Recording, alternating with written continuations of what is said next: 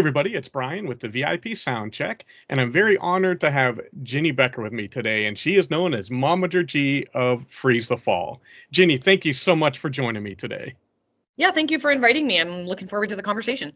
Absolutely. I thought it would be cool to come in and talk with you and kind of get your perspective, not only as, well, say as one of a group of managers of the band, but obviously you are Aria's mom. So you've got that additional, it's not just a kid that hired you. It's Yeah. your daughter. Yeah, it's pretty personal. And honestly, they all feel like all of our kids, like we're all pretty protective of the trio, really, because they spend a lot of time at our houses. So, you know, there's yeah, it's pretty it does feel, it's personal, but also I think the beautiful thing about that is we're all working equally hard to help them reach for their dream, which is pretty cool. Nice. Now, I know when I interviewed the kids earlier, and they kind of told me the story of how they met and Mhm. how they started the band. When did you guys, as a parent, or maybe even you individually, think, okay, let's get involved, let's kind of help shape them on this path? Yeah, it's interesting. There was never really I don't think a specific moment. It was kind of just always unfolding. If there is a moment to reflect on, it would be in that. So they all met in the summer of 2022, and in September of that year, they had said to us, like, we want to show you guys something. We wrote a song, and they played Insomnia for us, which was the first song they ever wrote, and there was sort of a collective silence when they finished. And we all looked at each other and had a moment of, wait, was that really really good? Or are we just being parents right now? And I think from there, we all just really wanted to support them playing music. I don't know if back then any of us thought it would go like this, but we were just willing to fuel what they were doing. And I think part of it as a parent was just for all the things a group of teenagers could be out there doing every day, the fact that these kids just wanted to get together and play music for 12 hours a week was something we just all wanted to get behind. It was such a healthy, productive thing to do. And honestly, it was only, I don't know, maybe 4 or 5 months before we started to talk about, geez, well, now they've got 4 songs and now they've got 5 songs. Maybe we should put them in a studio. Like, it was all very organic. I don't think there was any sort of big decisions on let's run down this path. It was more the path was just unfolding in front of us, and we kept following it where it was going, basically. And as we fall apart, I can't seem to break my fall. Thought I'd be the one left standing, held on too close to letting go. And now there's nothing left. Heard the blue-eyed girl who saved me.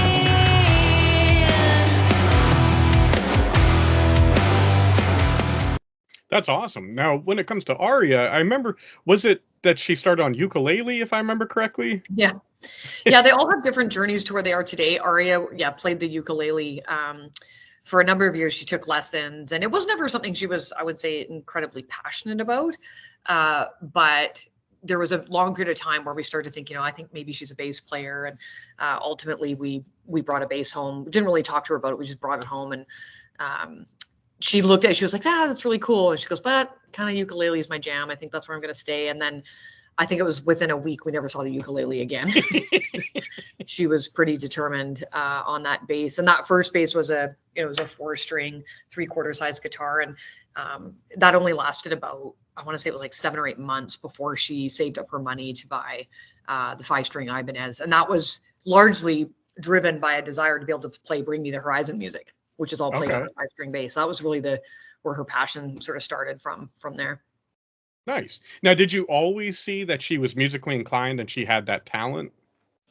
Honestly, no. It wasn't something that stood out. Like, I think that's definitely Quinn's story, and even Jonah's to an extent, where they started instruments much earlier. And I think if, when you talk to their parents, there was, clear passions for music and stuff evolving there. Aria's did start a little later. And I was just one of those parents. I'm not musical at all. Like, I don't have a musical bone in my body, but I always thought it was such a beautiful gift to give your kids, the gift of music. So I had sort of, forced the music lessons to a certain extent early on, and then really picking up the bass. I've never asked Aria to practice since. Like, it's, she plays every single day, and that's just driven by her own love for it. So, But I would say with both Jonah and Quinn, there's a lot more of that. Like right from the get-go, it was pretty clear they had, exceptional talent in what they were doing. So Sure. yeah. And you could see watching the three and talking to the three of them together that they blended so well, and you could tell that they get along well. And they talked about, having their horror movies where they would watch. Yeah. The six of you as their parents, did you experience similar? I mean, was it just you all kind of clicked right away, or? Funny enough, yeah, we got very lucky because it's almost like you're inheriting a whole family. Like we spend a ton of time, we're literally on the road together. We're traveling to gigs together. We spend a lot of time together. And it's funny because we gather for everything, like every new release, every show. Nobody misses anything. We're always all there. We travel as a horde, basically. But we got really fortunate there because in two capacities. One was just that there was pretty instant friendship amongst all six of us, and that fit really beautifully. But also there was just this odd, really fortuitous collection of skills around the Okay. kids, which I think when you talk about, having a young band like this, certainly a lot of what we've learned is, the music is part of the equation, but the massive amount of work that goes in the behind the scenes, without those natural built-in skill sets, it's really hard to step outside the garage, right? And pursue this because, I mean, frankly, it's expensive. It's, there's a lot of moving parts. And so between all six of these parents, we have Jonah's mom is a social media person. She built the website. She does all the socials. My husband happens to be a musician and has learned all the audio. So he's their tech manager. He does all their live shows and all their in-ear mixes and, makes all their demo tracks. How is that just built in? They're just very fortunate. Quinn's parents, own a print shop. So all their posters and merch and designs and all that is run through there. And, Jonah's dad does a lot of our legwork. He's, on the go all the time. He blankets the town with posters every time there's a show. And my skill set happened to land itself to management. So I do function as the band's manager specifically. But yeah, there's a real luck in that kind of all of these sections of the business were checked off by each one of the parents. And that's just really been, we're very fortunate for that because it's allowed us to have an engine around the talent, which is crucial. That's awesome. So is it fair to say it's kind of like a divide and conquer way of managing the band, is focusing on the individual strengths? Yeah, I mean, we each have our role, and I think that's been what's really, really great is that we're able to all jump in a very coordinated fashion. Like we work very closely on what those different elements are, and keeping everybody sort of moving forward, but also keeping the band always at the center of it. Like one of the things that's always been really important to me as their manager and to the rest of the parents, I would say, is to make sure that they ultimately creatively they are the engine, so they have to make decisions about what they want to do. So when we have opportunities for them, we present them to them. We'll provide guidance, like even with things like gigs. Here's why I think you should do this gig, but you guys have to decide if it feels like a fit for you. Any of those things we're really trying, and that's for two reasons. One is they should have a voice and it's important, but also so they learn this business, because there's more to it than being a musician. You also have to be a business person to make it Sure. in this field. So we're also, trying to do that while also helping them maintain the balance between school and rock stardom.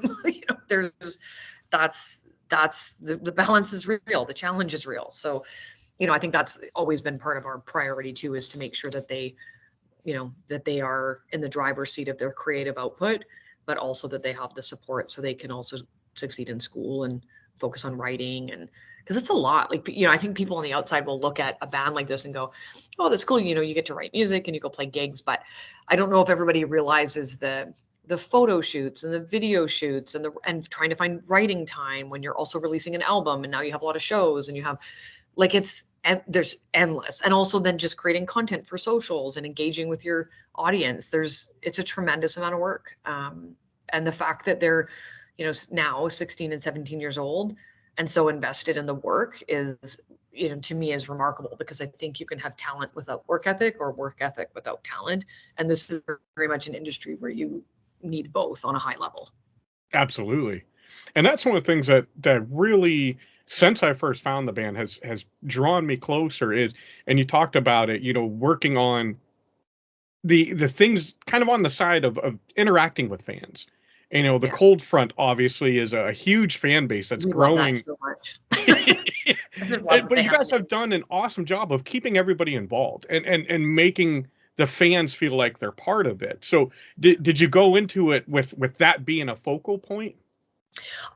I don't know if that was on purpose, Brian, so much as we're a family and we really see the Cold Front as like this growing family around the band. So we try as much as we can to respond to everybody and connect to everybody. And again, that's because we have, this engine of people that we're able to do that. And, I hope to some extent we can always keep that feeling to it, but that might be hard to maintain at the level that we are as things Sure. grow. But, certainly I think it's more just the byproduct of it being a family of people that are really working on this, that it feels like a family to the fans too. And I think that's a pretty great feeling.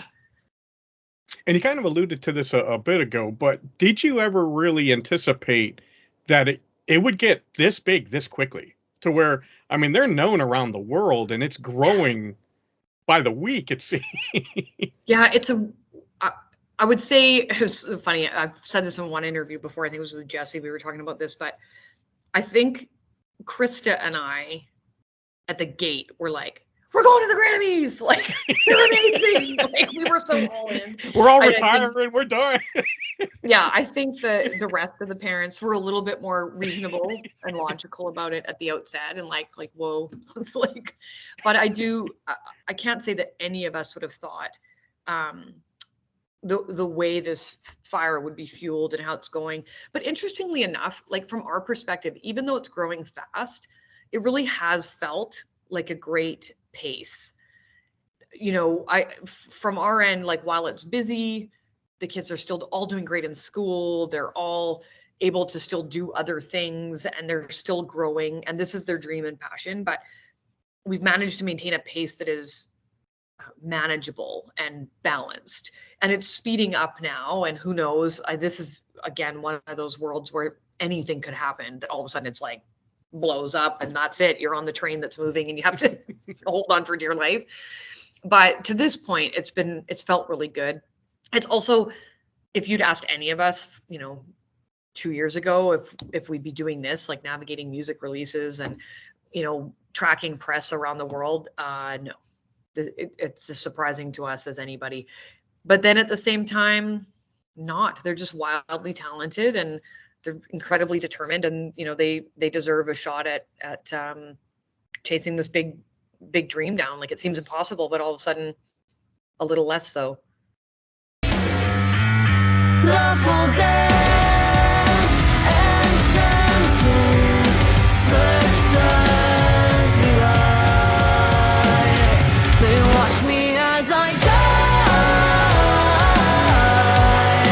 crashing through the eyes. I'll never breathe again, and everyone's a victim, but everyone's alive. So I step above the edge. Absolutely, 100%. Now, one of the things that I've been impressed with since I first talked to them and, kind of getting to know them a little bit, getting to know you guys a little bit, you've done a great job of keeping them grounded. As they get more popular, there's no sense of arrogance or of any kind of, hey, look at me to them. And Yeah. how have you been able to keep that mindset with them? It's funny. These are three of the nicest human beings you will ever meet. And I don't just say that because I'm a participating parent, but they just are really, like, they're total introverts. They're so low key at school. Like, they really are very insular. They're best friends. Like, the three of them are so tight. So I don't know that we've had to do anything specific. I think it's just who they are, which obviously as parents, we take some credit for because they're just really nice little humans. But Excellent job. yeah, they're just nice people. And what I appreciate about them the most is if you're driving them, and I think all the parents have had this experience, and you just have the opportunity to be a fly on the wall when they're just being them. It's so just organically and beautifully creative. Like they're kind of always in this odd creative space where ideas come from everywhere, and they're really just going to keep writing music that matters to them, and they hope people like it. And I think that's what's really endearing, is that they're very committed to writing about things that matter, to writing what they want to write. And, that's the thing we've been trying to protect for them is, just write music you love, and chances are people will listen, and if they don't, then that's okay too. But yeah, I think their feet are on the ground because it's just kind of who they are. They're just grounded in real life things, and they're excited to write about it and tell stories in really metaphorical ways. Sure. And you've seen that depth in their music. I mean, it blows me away with how young they still are. Like you said, they're still 16, 17. You listen to the songs, you listen to the writing, and you're like, how in the world are they coming up with this?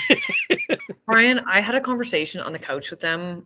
I don't know. This was just after Christmas when they were, again, as their manager, I set up a lot of interviews. I do a lot of, I work with them on, on prepping for interviews and all these kinds of things. So I was like, I need you guys to really download the concept for this album for me so that I fully understand it, because I need to be able to articulate it as well.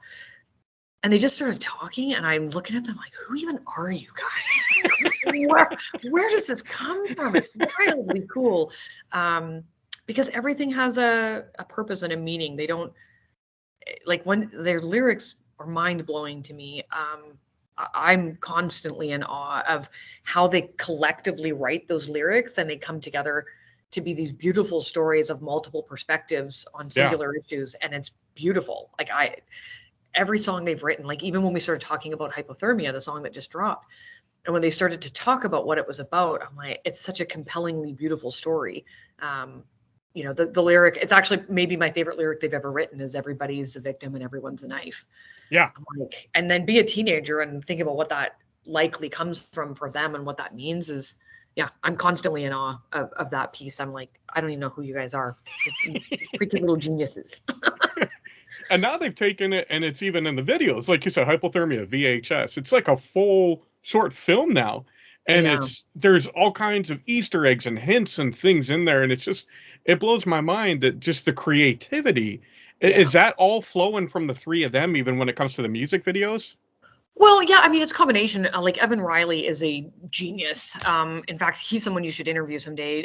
Talking to Evan, that'd be awesome. He's such a creative genius, and him and his wife are a team, Evan and Teddy. But I think even Evan would tell you he's able to be creative because what they're writing is so compelling. So when he's like, if the lyrics meant nothing, then this story couldn't come out of it. But he sits with them and digs deep into their brains about what did you mean and where did this come from and where does it go? And then, as a group, we collectively sort of ideate around the vision. And then it's really Evan who brings the story to life on screen. But again, that's rooted in the lyrics and the music written by the band. So, it's a combination of musical and creative genius, I think, that results in something like the video for Hypothermia and VHS. And VHS was a whole other, I had some of the weirdest conversations in my life around VHS. Evan would call me and be like, so do you have like a box or a trunk a teenager could fit inside? Be like, maybe we hired the wrong guy. It's so weird. But it was great, and so it's really, I think one of the most beautiful things about Freeze the Fall is the people who've stepped up that believe in their dream. Like Evan and Teddy go so far above and beyond for this band because they believe in the band the same way we do as parents. So, that, and you look at people like Jordan Chase, our producer, and like, there's just people have leaned in so far because I think everybody sees something very special in this band, and really believes that they have a shot at chasing, again, this impossibly big dream. But it feels more and more viable for this to be their future when you see so many people lining up to help them and to follow them and celebrate them.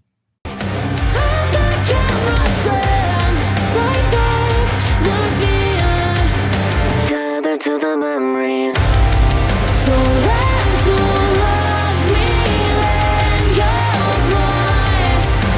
Carve your name into headlines. Lots to wait for you to find. Film her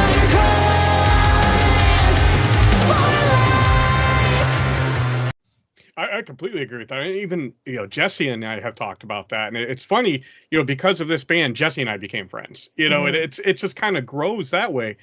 We talked about, I'm in Pennsylvania for crying out loud, but you have a sense of pride when you see them continue to grow and to continue to expand because of, like you said, who they are, and you feel Yeah. that connection to them.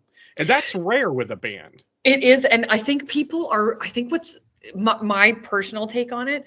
I think people are really feeling like they're witnessing something. Yeah. I think that people feel like they're watching them grow up through music, and that's a really rare opportunity to be able Yeah. to be there from the beginning, to contribute. Like the contributions from our fan base through Kickstarter, Patreon, like, this is not for the faint of heart. Raising a rock band is really hard, and it's expensive. Like it's not a simple thing to do. And the fact that people have contributed the way they have, and contributions come in all kinds of shapes and forms. Sometimes it's skills, people helping out, like our moderators, and people who step up to volunteer to do things, people who buy merch, people who stream the music. Like there's a million ways people are supporting the band. And for me, that's such a humbling thing. I think for the whole family, it's a humbling thing, because we're like, somebody on the other side of the world just did this thing for the band. Like, who knew? That's wild. Like, so, and I think too, we've really observed a lot of friendships made through this band, particularly within the Reactor community, which has, Yeah. The funny thing about the Reactor community, this is funny to me, because if you, I had spent I'm going to be honest here. I had spent no time on YouTube really at all prior to all of this. It was not a space I spent any time. And then when the band did their early cover of Evolve, it triggered this first reaction. And the very first reaction video was not kind.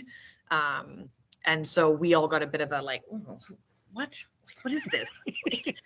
And to the extent that when the second one came out, a number of the parents didn't even want to watch it. They're like, I'm not watching that. It was, So I watched it, and it was Jesse.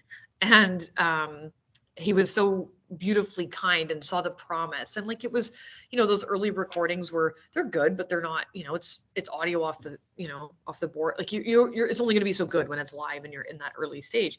Sure. But Jesse was so warm about it, and then we're like, oh, okay, reactors. Let's like, tell me more.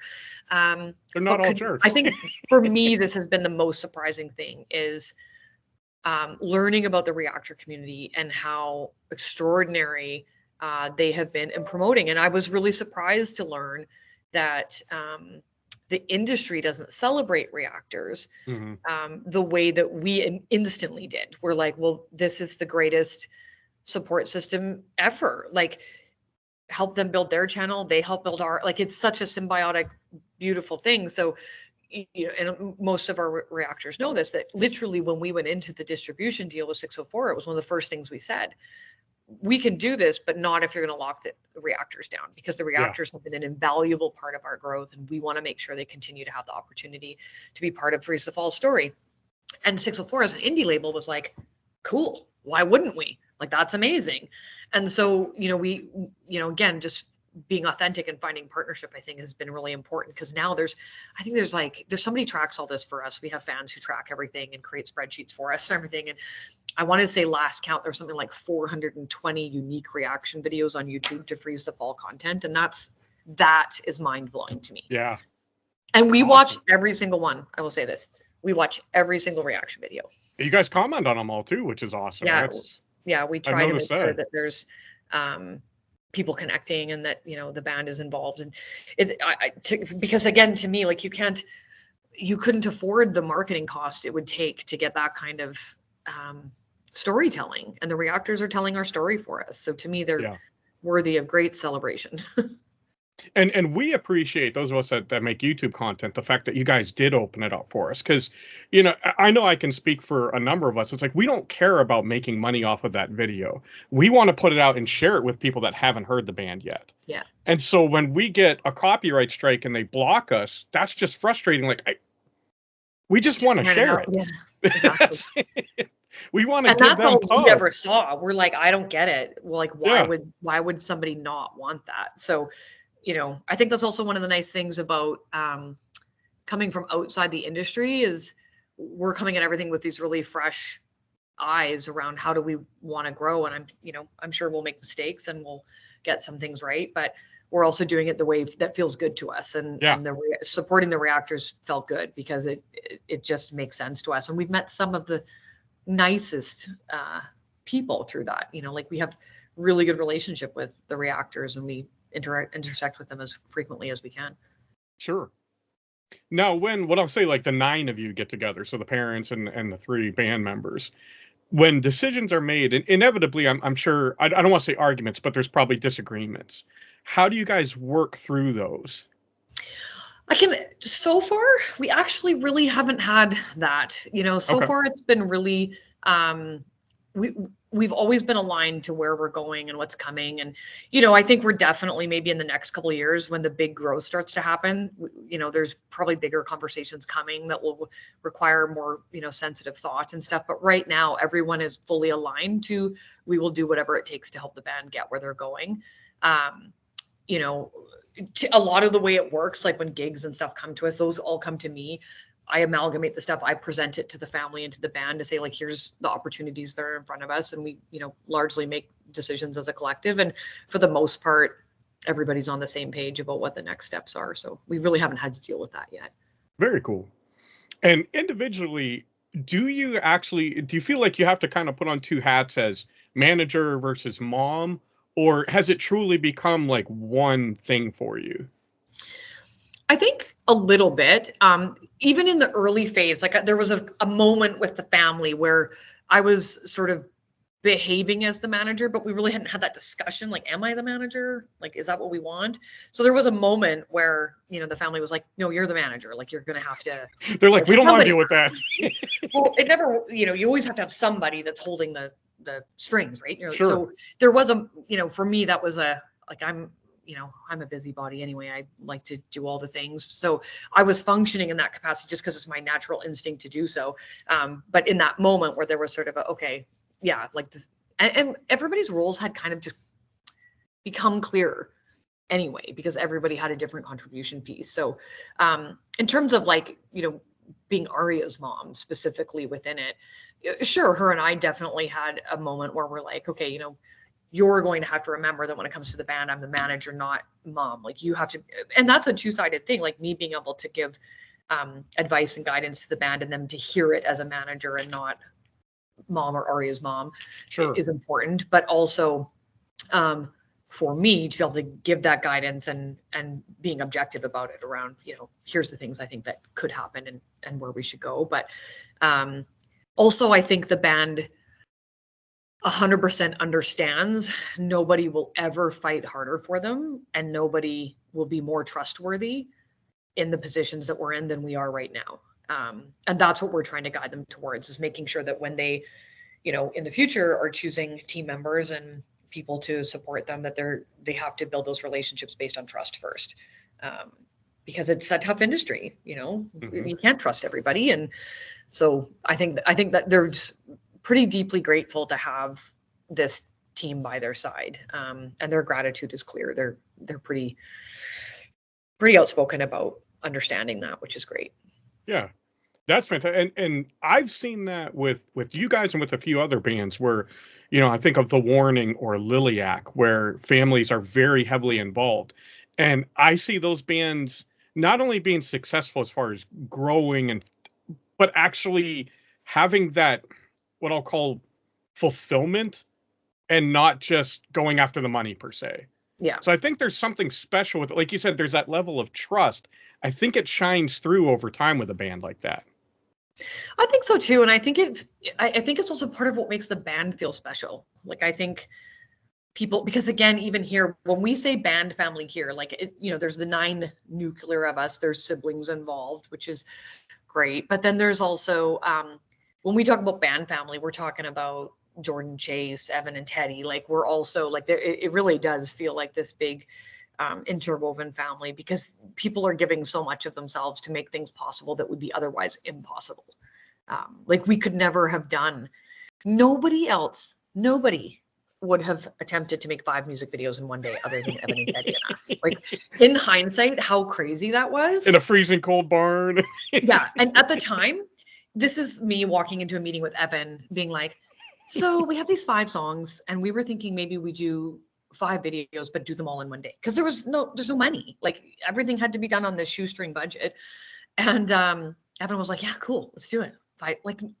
And then fast forward to the day we're doing it, it's freezing cold. The kids have to change clothes 15 times to get these shots. And it's like 12 hours in a freezing cold. Like, it was, in hindsight, most people would never do that. Like, and those kids didn't complain once, and they never have. Like, they walked in there, they changed clothes 15 times. Quinn's hands, if you look closely in some of those videos, are literally purple. Her hands were so cold.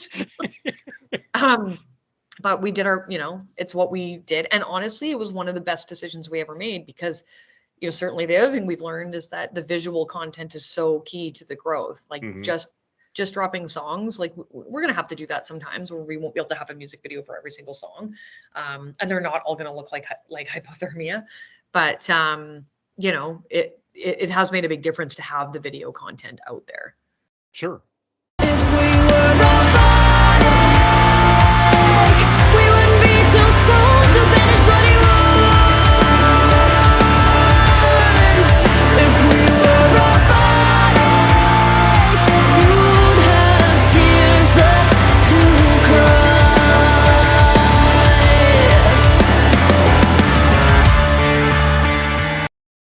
Now, one of the things that I'll put it this way, and you've kind of alluded to this. There's a lot of people in the music industry in particular that aren't necessarily trustworthy.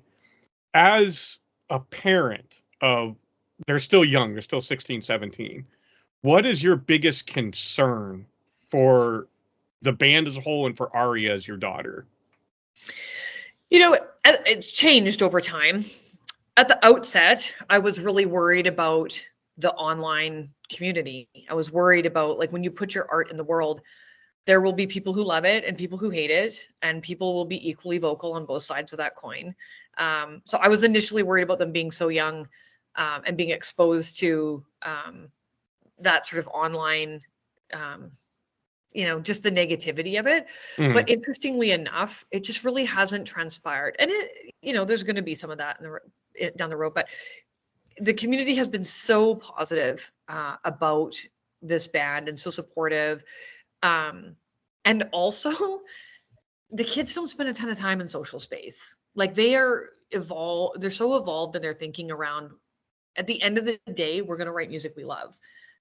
And they've really accepted that some people will love it and some people will hate it. So they don't get really caught up in any, like, when there is a negative comment or something, they just don't spend a lot of time there. It's not awesome. They don't really focus too much on it. And that, I think, has been really important. So that wasn't the sort of early worry, for sure, was just, knowing that was possible. But I feel like they're pretty resilient, and it hasn't become a thing. I think now it's probably more around, in the future of this whole industry, there will come a time, of course, where, the team that we are as parents will, maybe not be the best team anymore. They might need other people and things like that. And that's always a concern of, making sure that whoever they find to succeed into the shoes that we've been fulfilling for them will be as trustworthy. But also, because they started so young, that's not for a while. There's still lots of time for us to make sure that we're involved and able to help guide and protect to a certain extent what comes at them from this industry. And our job right now is really to make sure they can, walk on stages and play the music they love and not have to worry about a lot of that, the background piece. Sure. Now, for the most part, you guys have been playing around British Columbia.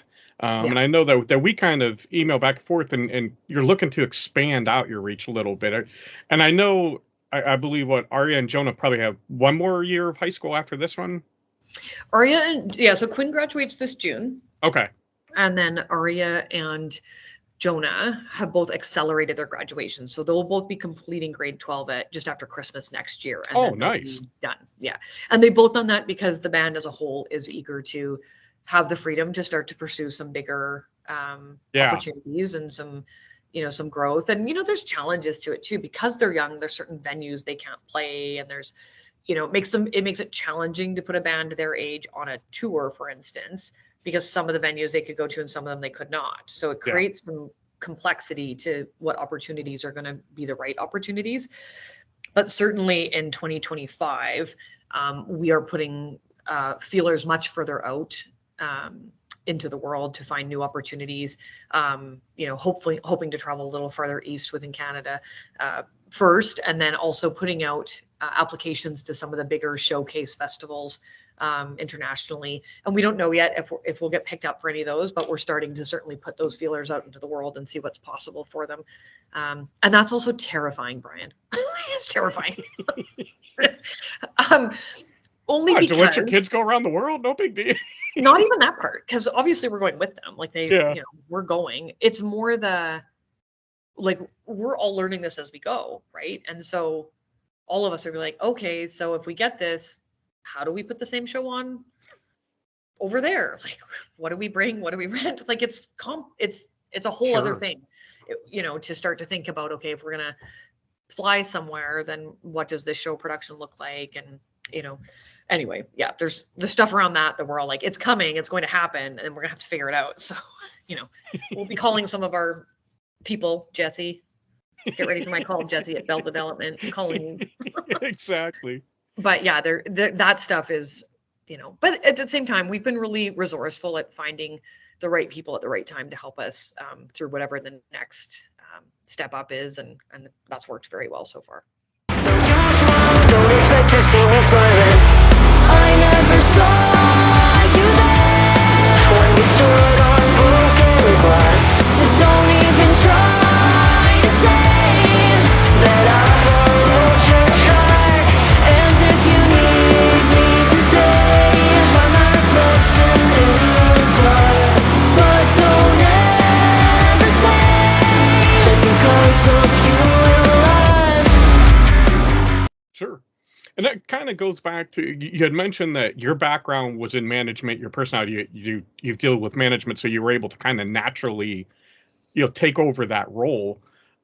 But how did you learn the music side of it? Was it a lot of trial and error? Is it still that? Or do you have somebody like a mentor that you could reach out to for the music side of it? To some extent, like my background is more in sort of business development and sales and marketing. And I've changed industries a couple times. And one thing that I've learned is that fundamental skills of that work are the same, regardless of what industry you're in. It's a lot of stakeholder management and relationship building. And again, being resourceful, like all those skills apply regardless of what industry you're in. Now, the music industry does have some very specific hurdles and unique elements of knowledge that you have to have. And it's very much an industry where the hardest part is you just don't know what you don't know. So until you start asking questions. But I've been fortunate to have a couple of connections, a couple of relatively accomplished connections in the music industry that will take a call for me from time to time to ask for things like, okay, we need a music lawyer. Where do we start? And, getting connected to someone that my friend really trusted. That's a key step of finding that piece and then getting, that advice. And, also organizations like Music BC and Factor Canada. And, there are lots of places to access information and resources. And, it's just being humble enough to ask questions and acknowledge when you don't know. And even in the conversations early on with 604, when Justice first called me, Justice is our PM with 604, when he first called me, like that phone call that resonates in my mind forever. I was like, we don't need you. Like, we're good. We're just doing this on our own and we've got this. But it was because I was like, oh, the labels, they're going to come at us. So I was trying to, make sure we were in the driver's seat of that conversation. And 604 just so patiently walked alongside us, offered a lot of advice and insight before we even had any, real agreement with them in terms of the distribution deal. And that was how they earned our trust, was, just coming alongside us for a while and answering questions and stuff like that. So I think when you can build a relationship with people, then all of a sudden you start to, the knowledge comes with the relationship, which is great. Sure. And we talked a little bit ago about, what's your concern and how those concerns may have changed or evolved. On the flip side, and it's probably hard to kind of forecast exactly because it's been growing so big, but where do you anticipate, or what are you excited to see as like a next step for the band? Well, I'm very excited for this EP to come out. It's coming over the next few months, because I think the world, when you drop your first EP, there's always a little skepticism. People are like, okay, but was it a one-shot thing? Like, you know what I mean? The natural skepticism that comes with that.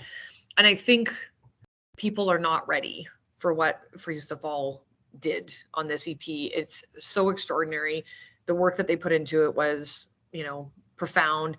And I think what's exciting about that is I think the world will really get an opportunity to see what they're truly capable of in the direction that they see for themselves. So for me, I'm really excited just about that phase and seeing what opportunities start to open up for them. I think the thing I'm most excited for them, though, is the first time they have to get on an airplane to go somewhere and play, because for them, that's this sort of big milestone marker. Sure. And I will say it here for the world. The three moms have all promised that the first time that we have to get on a plane to see Freeze the Fall play live, that we will all get the Freeze the Fall logo as a tattoo.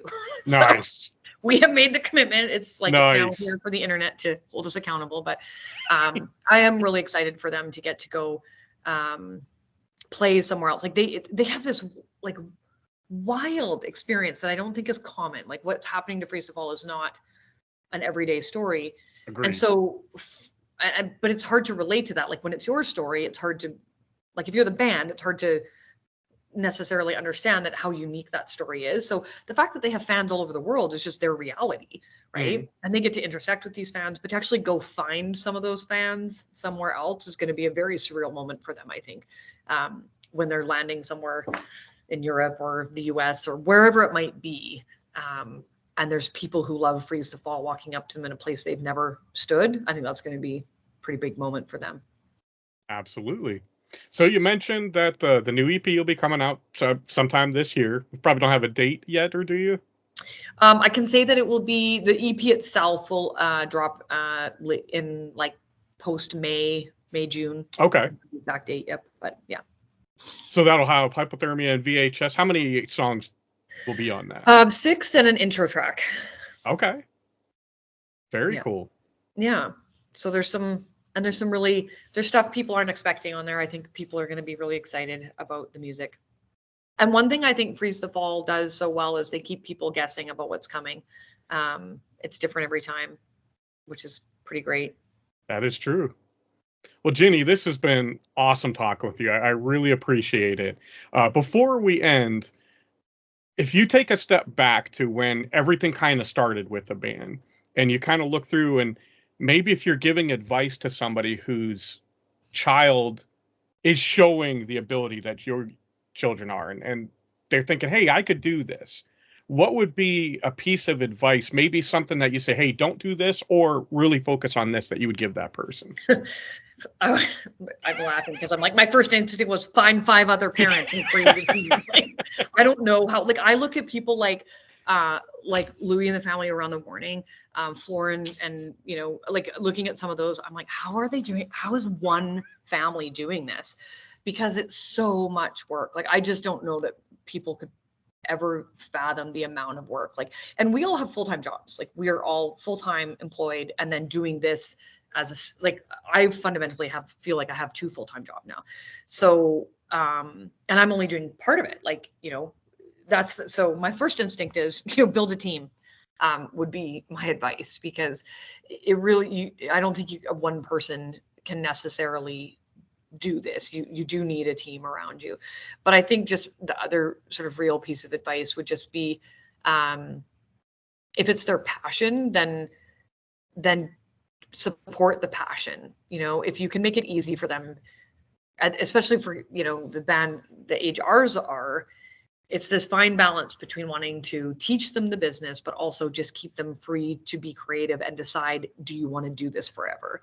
Yeah. Do you love it enough that this is your forever dream?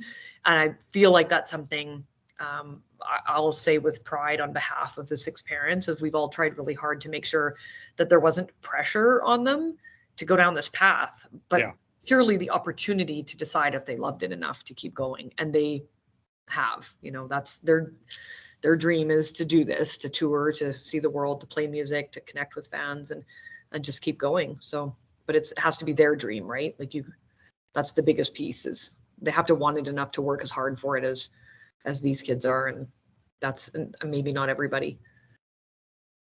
Absolutely. And I think it's important to also allow for them to continue to just be 16 and 17-year-old kids as well. Because that's a time frame that they'll never be able to get back. Yeah. And it's funny, we have that conversation all the time, because part of it is like, they're not having a typical 16, 17. I would say it's not so atypical. Like they're still doing other things that, but at the same time, on the other side of it, like it's not normal. All the time, I'm like, you might have the coolest 15, 16 experience of anybody I've ever known. Like, because they're also just having fun. Like, again, it's hard once you're in a thing, that's your experience, right? Like they don't have anything to compare it against, because this is what they've been doing since they were 13 and 14 years old. But I think they love it. Like their favorite thing in the whole world, I mean, I'm pretty sure this is what they would say if they were here. I've heard them say it before, is making music videos.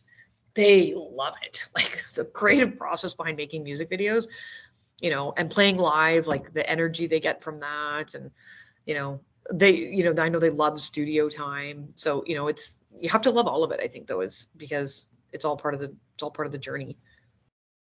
Absolutely. Well, Ginny, thank you again. This has really been a blessing. Is there anything you'd like to say to fans before we sign off?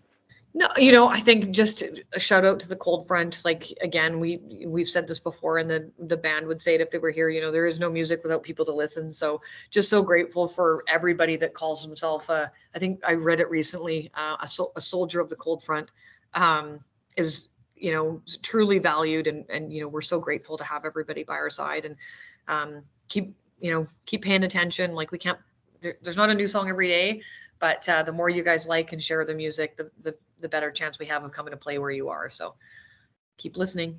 Absolutely. We look forward to that. So Thank you again. Really appreciate this. And as always, I want to thank you guys for spending this time with us. We love you all. God bless, and rock on.